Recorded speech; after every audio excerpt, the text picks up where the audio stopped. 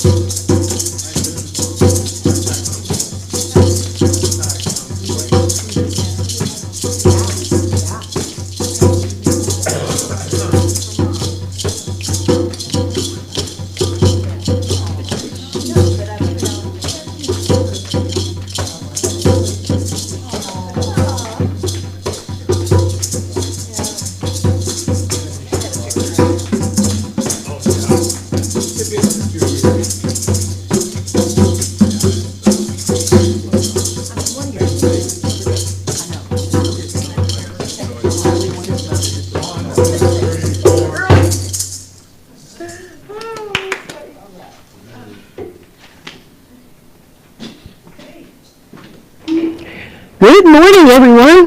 Good morning. We're going to start with our opening song. Stand as you are inspired to. And y'all do the singing. I'm singing my voice.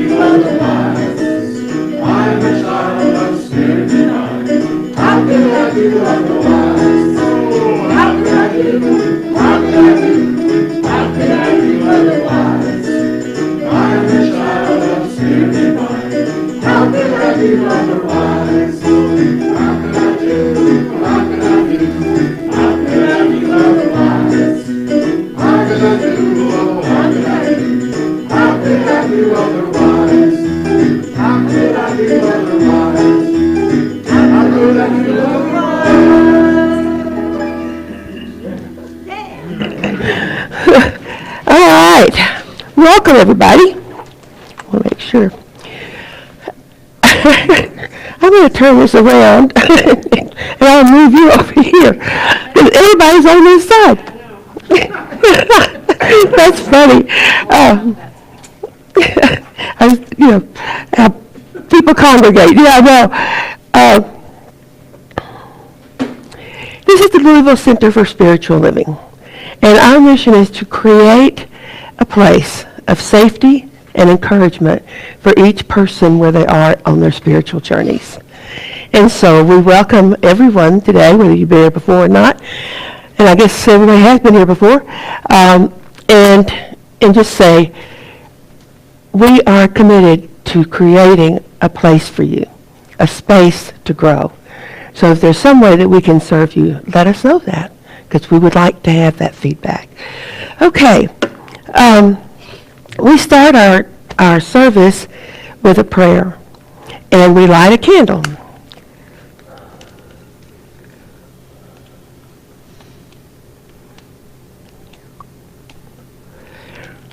Ah, there it is.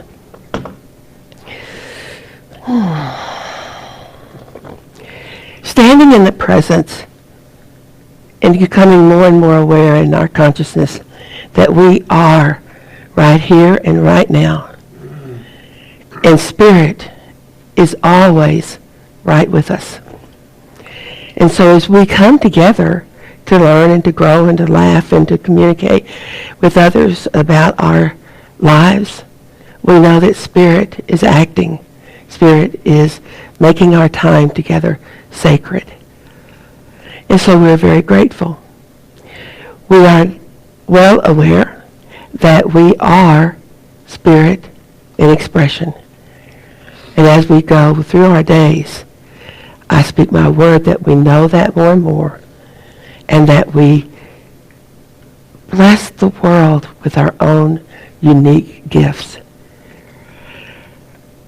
And so in deepest gratitude for knowing the process, for living the process, we say, let it be, and it is, and so it is. Okay, Gordon, I'm going to switch us. I'm going to do the story time before we do the announcements. Yes. Well, as you all know, that I've got strange voice, and I hope it's not too irritating. But I didn't want to not be here, and I just kept thinking I'll get better. It's bronchitis. I don't think I'm contagious in any way, or I wouldn't be here. And it's just a matter of, living through it. So that's that. Now, some of us brought pictures of our mothers. And I'd like for people who brought pictures and those that didn't bring pictures to share a story about your mother. I brought this, and Pat's been trying to get me to make it prettier. She wanted to cover up the incredible vase that says Dr. Pepper on it, okay? And some of the flowers are done. She said, you want to put that up?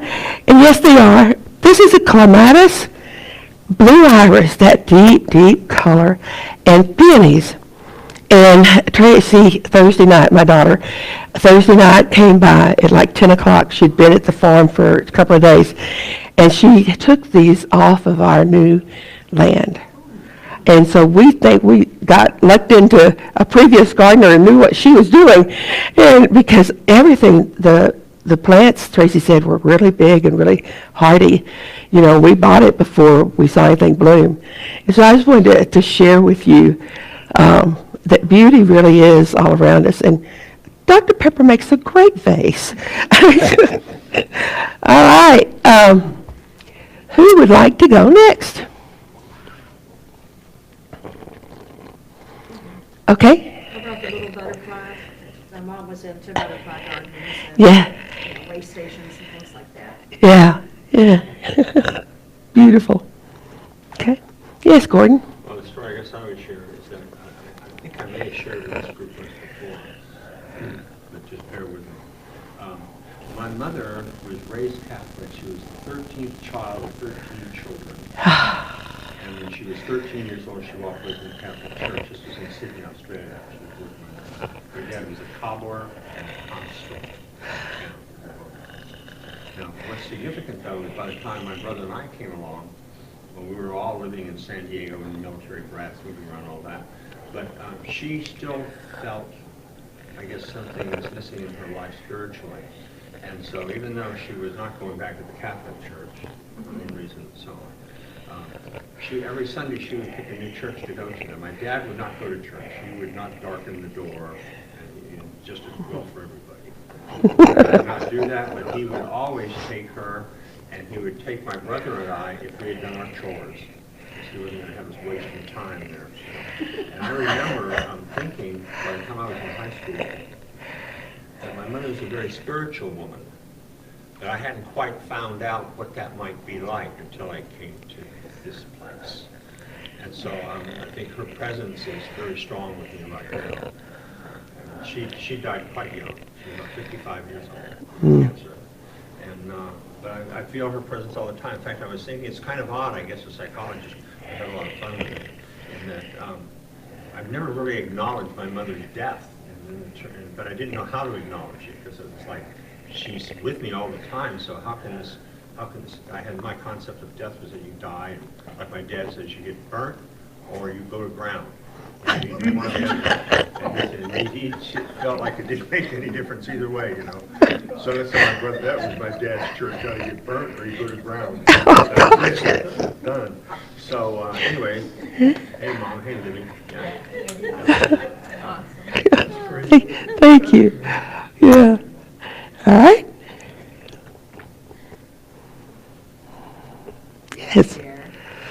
I'm Carolyn. My mom, Marcia, she left the planet about 4 years ago, and she birthed 7 children. I was the oldest, and what I can say is we became best friends in later years. And that last year before she died, we had a very special time because Richard said, let's spend 3 months right by your mom so we can visit her more. I didn't know she was going anywhere, but I got to spend the last 3 months of her life living like a block and walking to be with her every single day. Oh. So she's with me too, and I'm so blessed with her. Yeah. My mom's been gone probably 13 or 14 years. I can't remember. But she's still here. I still talk to her, you know. Something will come up and I'll talk to Mom. Or I'll think, oh, what now Mom would think, you know, that sort of thing. Yeah. Mother Sally, that picture is on her wedding day of her 3rd marriage. And at age 70, she pursued her high school sweetheart and then they married. She wasn't there, but then she moved back closer to Louisville. Yesterday I had a psychic reading and my mother came forward, and then after telling me, you know, I was the firstborn and we were really close and I was special, the man said, she's got a whisk in her hand and she's shaking it at me. And he goes, well, she's shaking it at you. She said, you need to cook more. And that was always, my mother was a fantastic cook. And I didn't like to cook. And she would always say, what did I do wrong? And I wanted to say, well, the one and only time I was going to help you in the kitchen was to peel potatoes and you took it from me and I wasn't doing it right because she was a perfectionist. Anyway, I promised. He goes, do you have a man in your life? And I said, yes. And he said, well, I see turkey and mashed potatoes. I mean, just something simple. So I promised Steve I will, and my mother, I will cook more. That's great. That's great. You had your hand up. Yes, I just want to share. I didn't know I was supposed to bring a picture or anything, but my mom had 2 children. Her name was Melinda Kay. She was grown up Catholic and went to Providence. But unfortunately, I lost my mom at an early age. I was 20 and she was just 41. So I mean, I have lots of good memories from a long time ago. I mean, she's been gone now 34 years. But this is the one that kind of took her place. Thank you. All right, who else? I'll go. Okay. So, my mom's picture is on that side and has her name at the bottom. And it's very special to me right now because just this year, I think I might have told you guys part of the story, the brother that's closest to me in age took a small 8x10 that we had of that, and he had it worked with, and there's a site called Paint Your Life. And he had the picture made bigger and kept some for his brothers and himself, made framed ones. But then he took that and turned it into Paint Your Life, and they painted for me like a 20 by 27 portrait of that picture. And the part that has so touched me about that is once I had the picture and I was sharing that this experience had happened, I got lots of feedback through Facebook, and people were saying, "Oh, you look like your mom, you look like your mom." And that has never happened to me before in that way. And for anyone to see me in that picture is like, you know, I mean, because when I was little, I could never see myself like I saw my mom. And I finally saw it. I finally got enough feedback, and I was finally able to go in and see my mom and myself in that way. And it now, my mom is also with me all the time, but now I feel that in a positive way, in that carrying forward of the women's wisdom and all of that, I really feel her living through me still.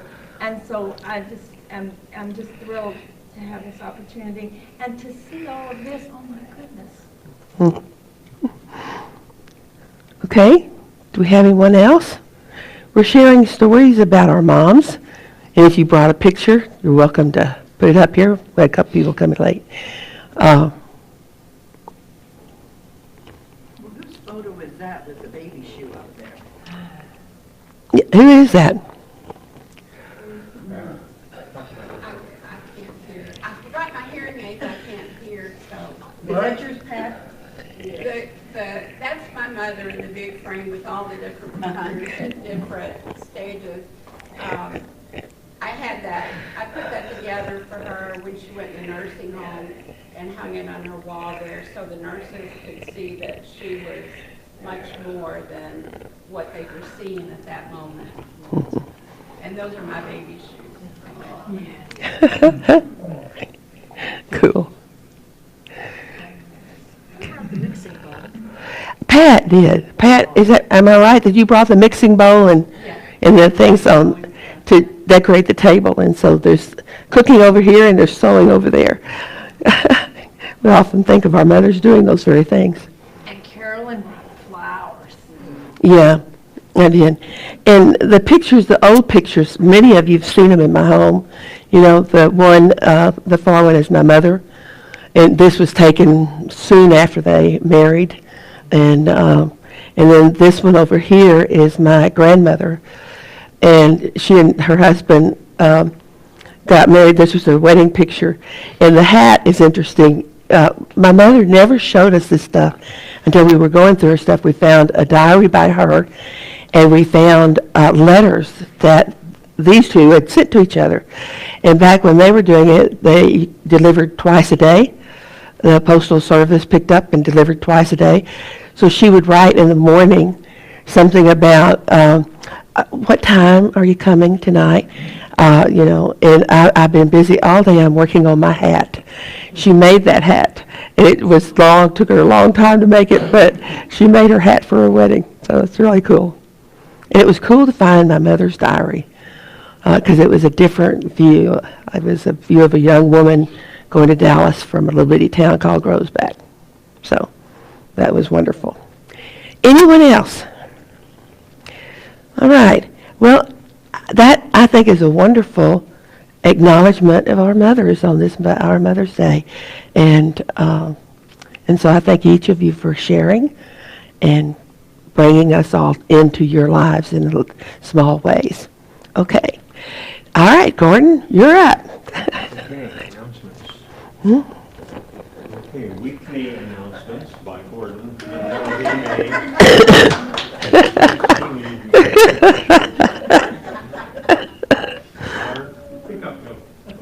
Okay, thank you. Yeah, you got it. Happy Mother's Day, everybody, yay!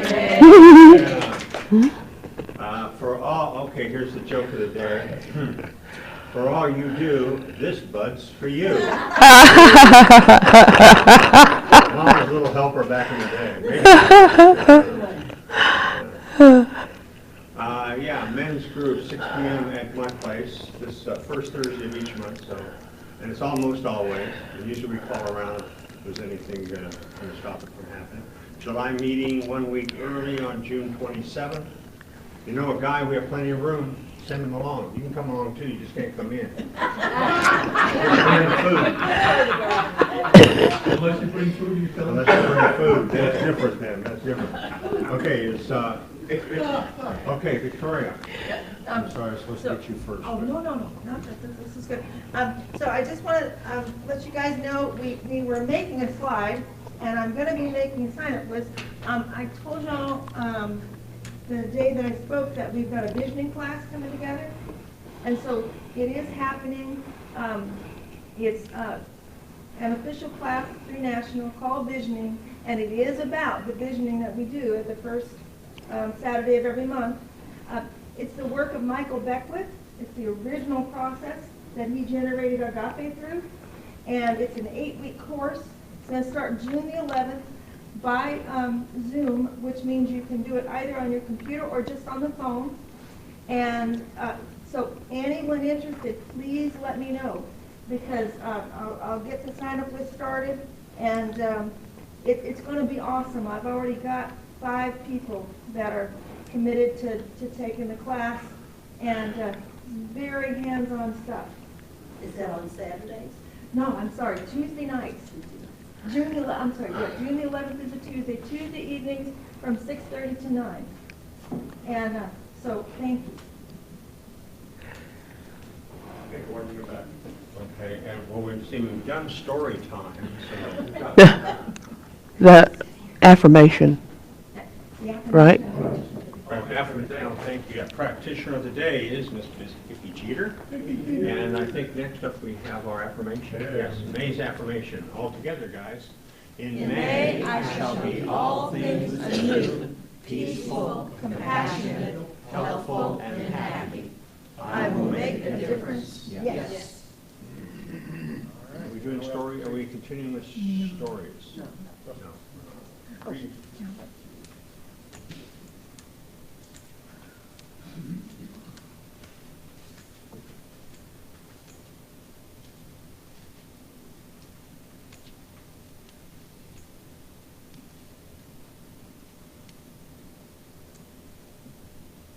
I love this little niche back here.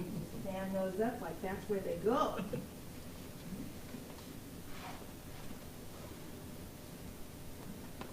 So, the reading today comes from a very special, artistically done collection of poems called The Golden Thread, and it's a compilation of authors throughout time, so there isn't one author.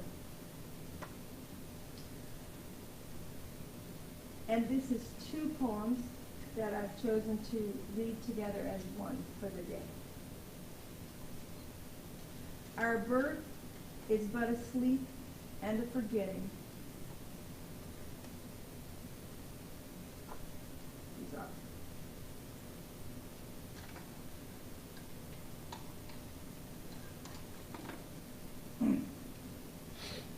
Our birth is but a sleep and a forgetting.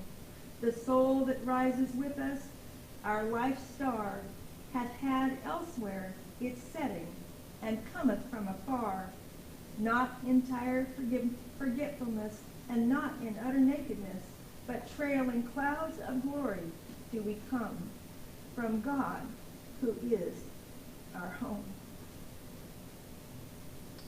Shoot the flaming stars, the breakers roar with polished jewels of rock and lace ashores, winds careless, planets sprite, the prize of greatest glory is ours to win. Swan moon rise, God's sun blaze, a lady round with child fulfills her days. Quiet feelings, open heart, the friend you make of silence and cannot part.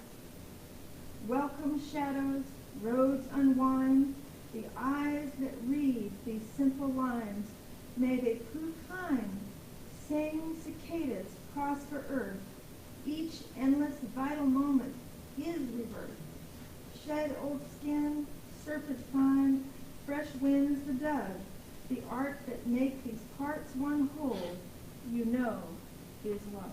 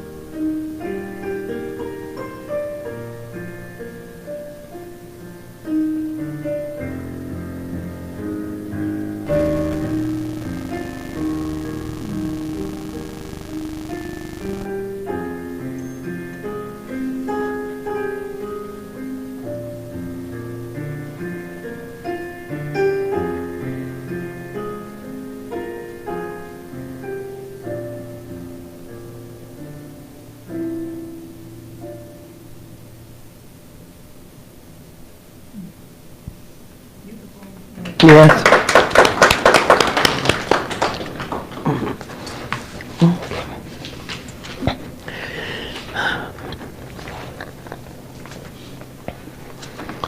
How many of you have read this book? How many of you have taken a class in this book?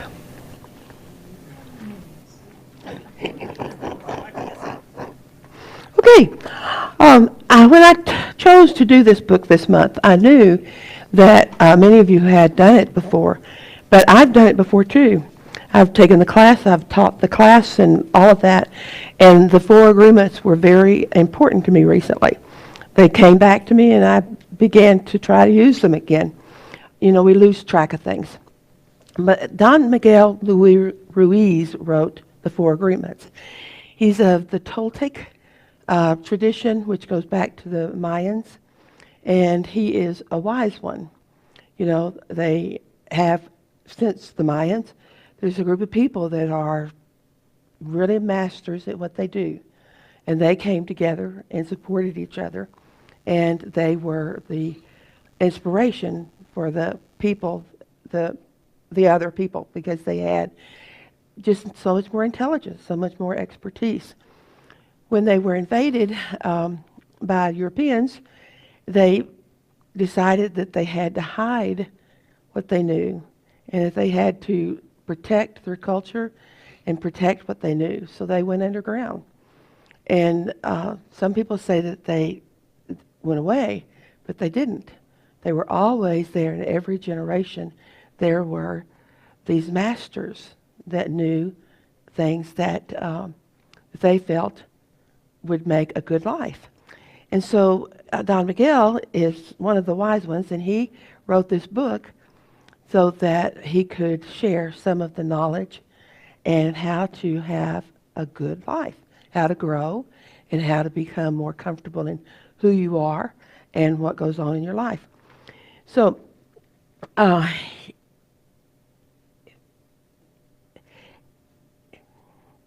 he talked about the domestication of people, very much like you domesticate an animal. A dog, you know, you use rewards and you use punishments, and you teach them things. You say it to them over and over again. You want them to sit, then you show them what that is, and when they do it, you reward them in some way. It can be just a spoken word. But you do that, and so you keep training them, and you keep training them, and pretty soon you say sit, they sit. We are domesticated. When we were born into whatever family we were born into, our domestication began. And they would tell us what was good and what was not good, and they told us over and over again, whatever, you can't trust yourself, you have to trust someone else. Do what the preacher tells you to do, because you certainly don't have a straight line to God. And be quiet if you're a child, because you don't want to disrupt the adults, because they know so much more than you know. And so it goes on and on about how we are domesticated, and we continue to be domesticated by the media, by our friends, by our family, by ourselves. We had things that we have come into agreement with all through our lives, and we are still doing it. If you follow a certain teacher, if you follow the media in one way or another, if you watch CNN, you'll get one perspective. And if you watch Fox, you'll get another perspective. And whatever you agree with, you will begin to act upon that agreement that you made of agreeing with them, of thinking that they had something to share that would help you in your life, or that you needed to know, or whatever. You know, how many of you heard, you have to watch the news, you have to, because you have to know what's going on. I've met several people who, and I'm one of them, who, I don't have to watch the news.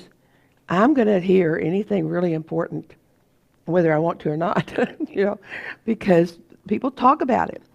And we get really tied into it. You know, last week was the Kentucky Derby, and the way it ended. We're all aware of the way it ended. And a lot of people bought into, well, that's not fair. That's just not fair. He was faster, and that's just not fair. And others, said you got to follow the rules. He broke the rule, and so that's why they did it. But whatever you decide to agree with, then you carry that into conversations with other people. You may carry it into anger and be angry with them for making that decision that you didn't think was fair or right. But you don't have to agree with either one. You can just let it be as it is. So the first agreement is be impeccable with your word. Our domestication has built a language for us in our subconscious that rules our lives, and we can change it when we become more impeccable with our words. Now, I first read that, I thought, be honest, okay? And that's true, but it's so much more than that. Being impeccable with your word means I say I'm going to exercise every day for the next week. If I don't, I broke the agreement I had made with myself. And I have released the hounds that tell me you'll never change, you'll never do this, and you're all that kind of stuff. So before you make promises to yourself, before you decide that this is what you want to be, you need to think about it. You need to really know that this is something that you are going to put your action and efforts behind. You're going to be impeccable with your word to people around you and to yourself. He introduces black thoughts, negative thoughts, and beneficial thoughts. And he says that the things are evil that will disrupt us, limit us, cause us to feel anger or other frustration kinds of feelings. But it's up to us whether we allow that to happen. So that's the first one. And, I'm going to go through this fairly fast because it's a Sunday morning talk, and we can't get too deep into this stuff. But just think about it as you go through and you say something to yourself in a day. Ask yourself at the end of the day, did I keep my word to myself? And be honest with yourself. And then, of course, you want to be impeccable with your word with others. Don't tell somebody, oh, I'll be there. I'll be there when you know full well you're not going to be there. You know that you're not. In that kind of a situation, it's better just not to say anything if you can't tell your truth, which sounds like the most boring evening in the world. I'm not coming, So, but to do that with other people, to be impeccable, so that if you cannot say something affirming, don't say anything. That's a fun one, isn't it? I bet we heard that from our mothers. Oh, gosh. The second agreement is the one that really brought me back to this book. And it is don't take anything personally. That means that if somebody cuts you off on the freeway, it's not a personal act. It's not meant against you as such. And they have their world and you have your world. We all are living with group agreements. We agree that this is a building and that is gray walls. I think those are gray. That if you sit in a chair, you're more comfortable than sitting on the floor. All those things. That there can be a right and wrong in politics, and you're standing for the right. All of these things, you don't need to take personally, and you shouldn't take personally. Especially things that feel like attacks. That person has their own world that they're living in. And so for them, that's how this looks. But you know where you are, and you know how it looks. And that's all you need to know. Recently, I had some things said about me and to me that felt very attacking And so I really struggled with this because I knew, that's why I came back to this book, because I knew that it was not personal, that I did not have to take it into my life. I did not have to take it into my thoughts about myself.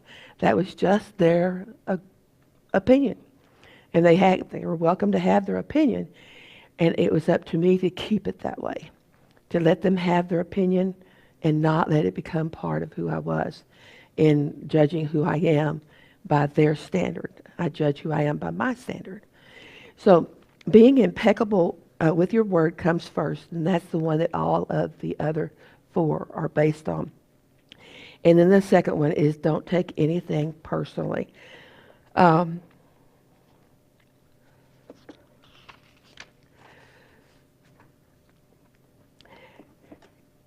Immunity to poison in the middle of hell is the gift of this agreement.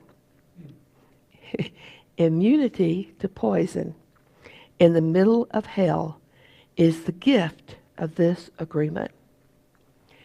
You know, that's pretty important. And that in my situation, it would be easy to go into hell and have all these things and take them in and all of that.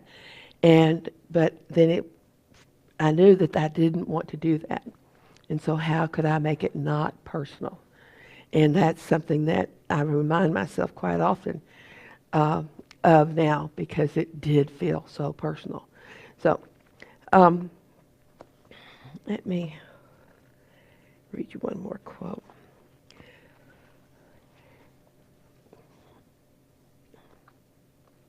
I don't take it personally. Whatever you think, whatever you feel, I know is your problem and not my problem. It is the way you see the world. It is nothing personal because you're dealing with yourself, not with me. Others are going to have their own opinion according to their belief system. So nothing they think about me is really about me. It is about them. So when you understand that you share a lot of the world with other people, but you live in your own world. You have a world that's yours. Everybody does. And you are the one who gets to decide what's going to come into your world and what's going to go out of your world. And if you take on anger and pain and all that kind of stuff, then that's in your stuff. And you're not going to like it, but it's in there. But if you say no to it, then you maintain your integrity and you maintain your ability to be immune to poison from other people. So we're going to talk about the 4 agreements, the next Sunday. But I just encourage you, if you've read the book and still have it, that you take a look at it and see what it says for you. But it was a lifesaver for me, because it reminded me that I live in my world and you live in your world, and your opinion is your opinion. And that's the only person that it affects, you. So, all right. We're going to meditate.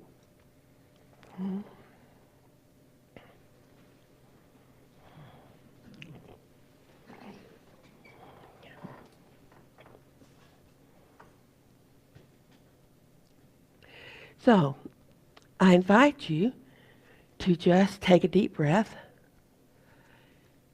and relax into your chairs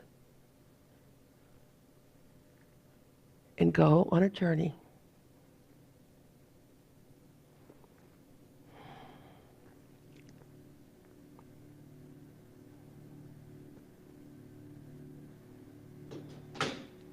We go deep within ourselves.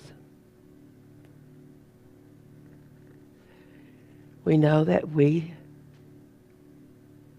are speaking, thinking, and that Spirit is inspiring, encouraging, protecting.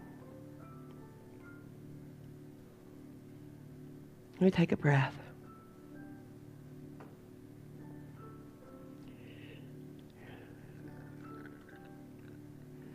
We image ourselves surrounded by a bubble.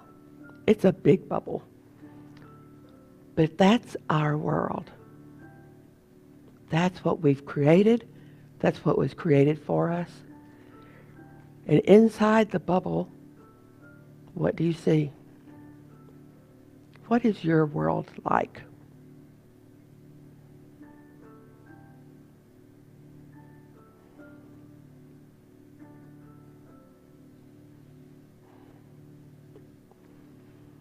Know that you can say no to even the oldest belief you hold when you become aware that it does not work for you. So take a moment to look and see what negative beliefs that you have. What beliefs do you have that hold you back, limit your life, cause you pain? And breathe.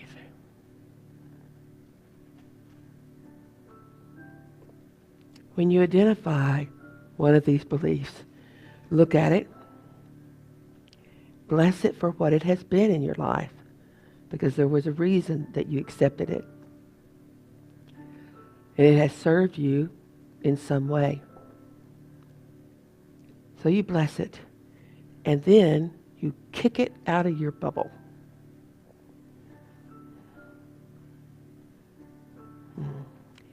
It goes flying away. You can do this with as many negative thoughts, negative beliefs that you want to. And every time you do, you feel a little more light.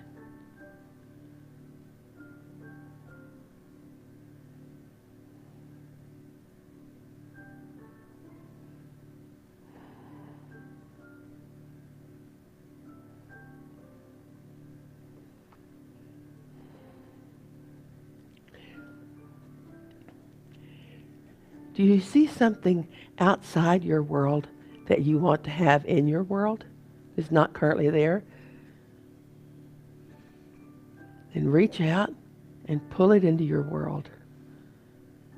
Maybe it's a deep understanding of just how perfect you are. And that everything in your life is a blessing.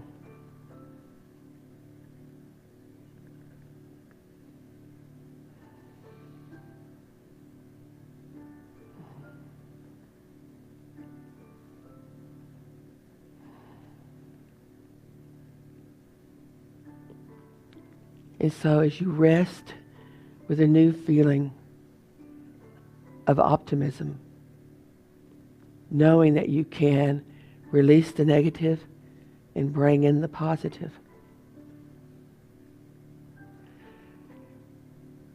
we say thank you. Thank you.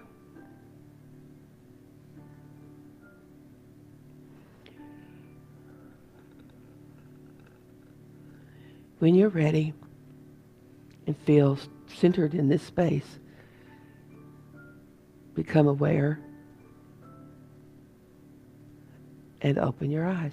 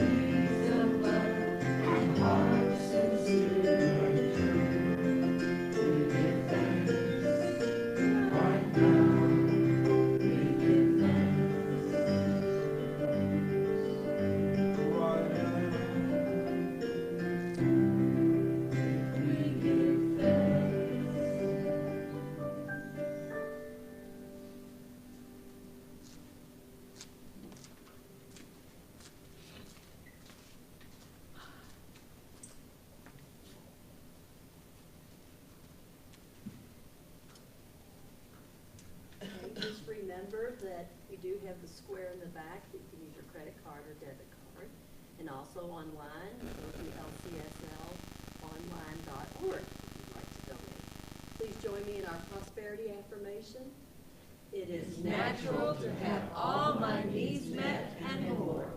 Money and supply comes to me easily. I am worthy of the good that life offers.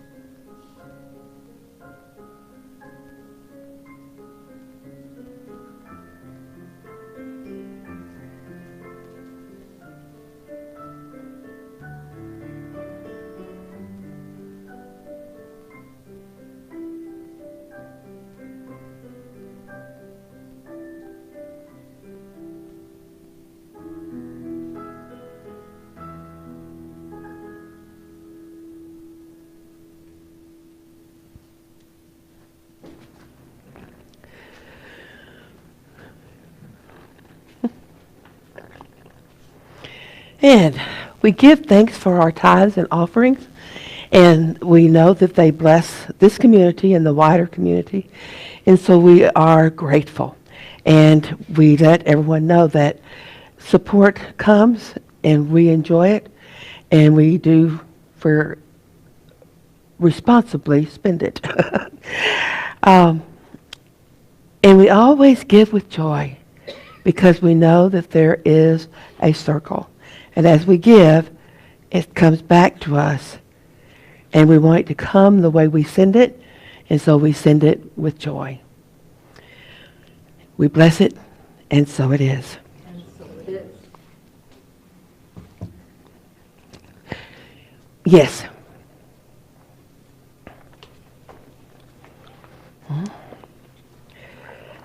This is our prayer box.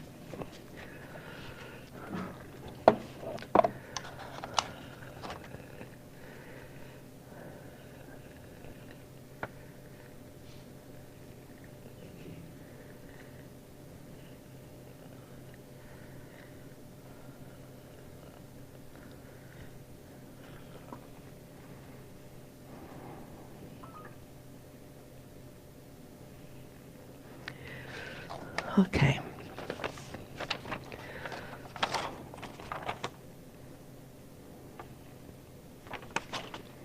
Okay.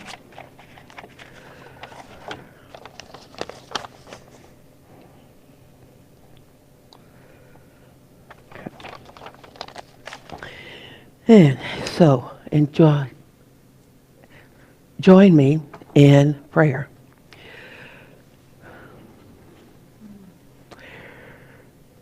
There is one God, one power, one presence, one love, one joy, one perfect clarity, perfect support, just everything. The Spirit has everything that we need and gives it generously, constantly, all the time.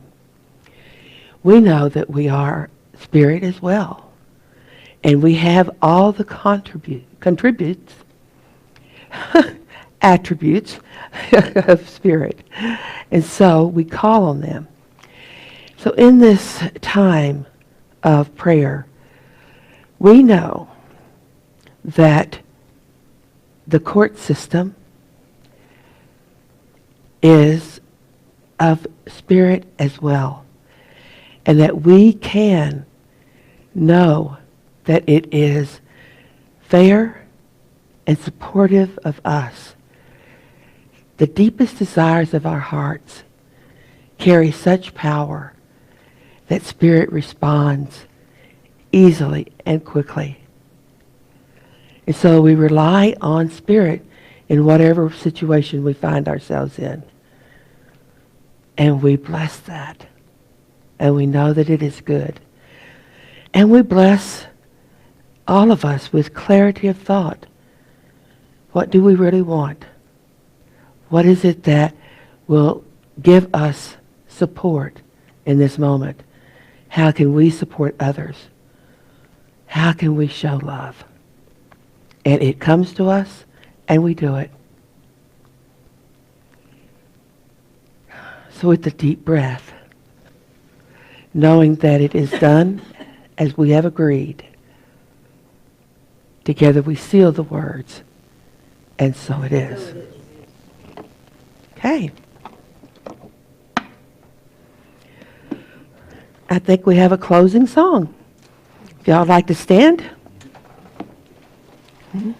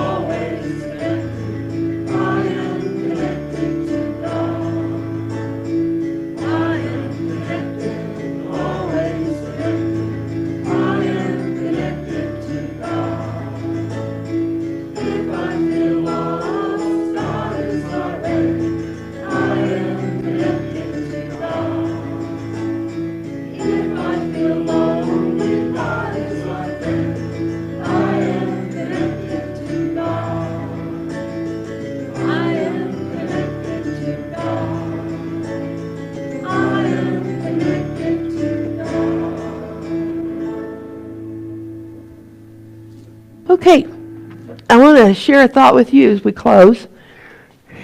The star does not create the light.